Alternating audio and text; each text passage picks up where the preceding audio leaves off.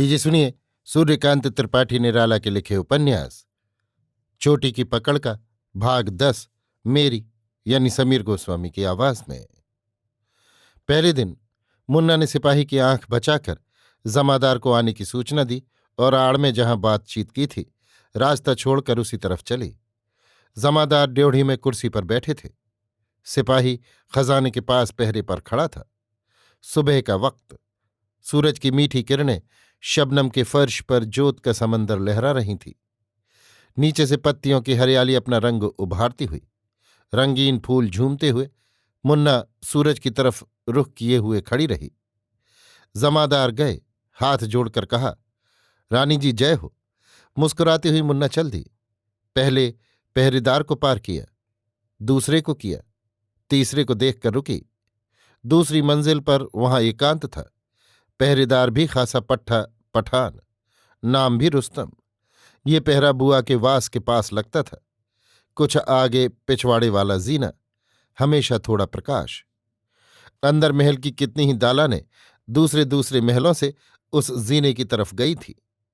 मुन्ना रुस्तम के सामने खड़ी हो गई।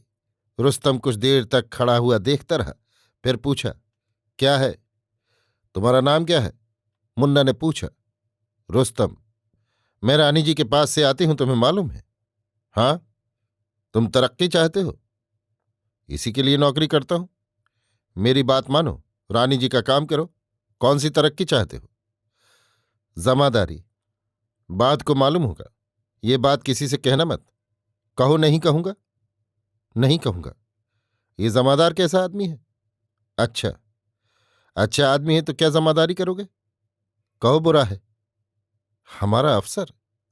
तुमको जगह अफसर की कहां से मिलेगी? इसी आदमी की जगह तुमको दी जाएगी।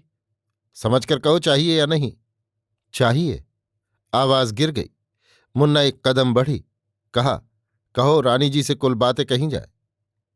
खुश होकर रुस्तम ने कहा, रानी जी से कुल बातें कही जाए। अच्छा तलवार निकालकर कसम खाओ, कहो हम रानी जी का साथ देंगे। रुस्तम तन गया। तलवार निकालकर कसम खाई। मुन्ना ने कहा, तलवार हमें दे दो। इधर उधर देखकर रुस्तम ने तलवार दे दी। मुन्ना ने तलवार लेकर सलामी दी। कहा, यह जमादार के साथ रानी और राजा की सलामी है। अब तुम जमादार से छुट गए। कहो हां। हां। ये लो अपनी तलवार। रुस्तम को तलवार दे दी। कहा, जैसी जमादार को सलामी मैंने दी वैसी मुझे रानी कहकर तुम दो। रुस्तम ने वैसा ही किया। मुन्ना ने कहा, तुम पास हो गए। याद रहे, अब कल काम की बात बतलाऊंगी और परसों काला चोर पकड़ाऊंगी। मुझे रानी समझना। जब जिसको रानी समझने के लिए कहूं समझोगे, बात को देखोगे, तुम्हारी मुराद पूरी हो गई। मतलब गठ गया। रुस्तम खुश हो गया। मुन्ना बुआ के कमरे में गई। बुआ बैठी थी। मुन्ना सामने खड़ी हुई। कहा, खड़ी हो जाओ। बुआ बैठी रही। मुन्ना ने कहा, खड़ी हो जा। बुआ के आंसू आ गए। खड़ी हो गई। मुन्ना ने कहा, इधर आओ। बुआ चली। मुन्ना बरामदे की तरफ बढ़ी। पहुंचकर कहा, मैं जो पहले थी अब वो नहीं। अब तुम्हारे लिए पहले मैं रानी हूं, फिर तुम्हारा काम करने वाली। पर काम मैं दरअसल रानी जी का करती हूं। बात तुम्हारी समझ में आई? बुआ सहमी, आंखें फाड़कर मुन्ना को देखने लगी। मुन्ना ने कहा, हाथ जोड़कर हमको नमस्कार करो।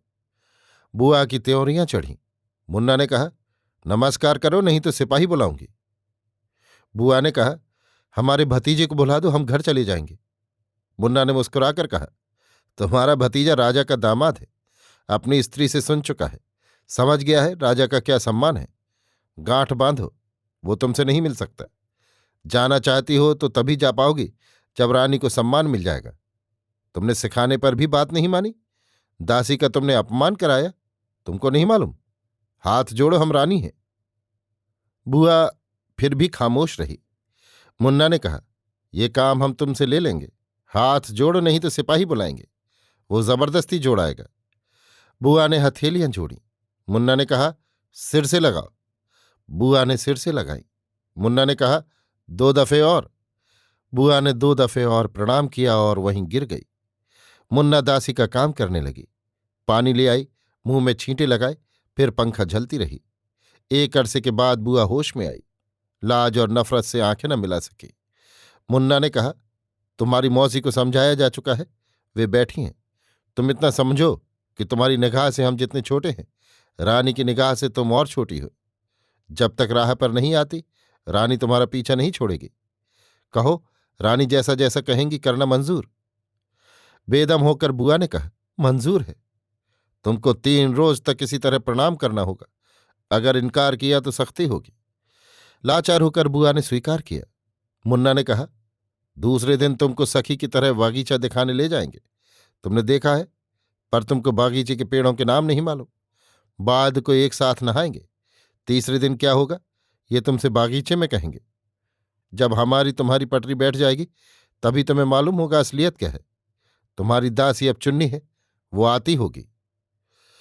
अभी आप सुन रहे थे सूर्यकांत त्रिपाठी निराला के लिखे उपन्यास चोटी की पकड़ का भाग 10, मेरी यानी समीर गोस्वामी की आवाज में।